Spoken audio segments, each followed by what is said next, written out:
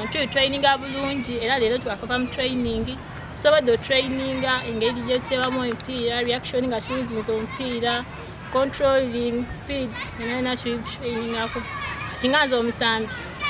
ku 18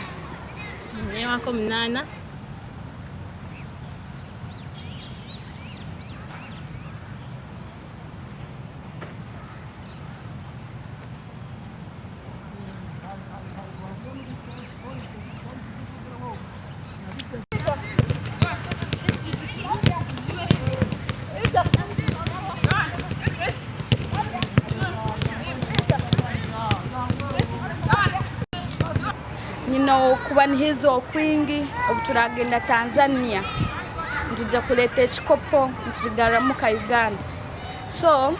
ningamba abahagizi baitu nywena abo mu Uganda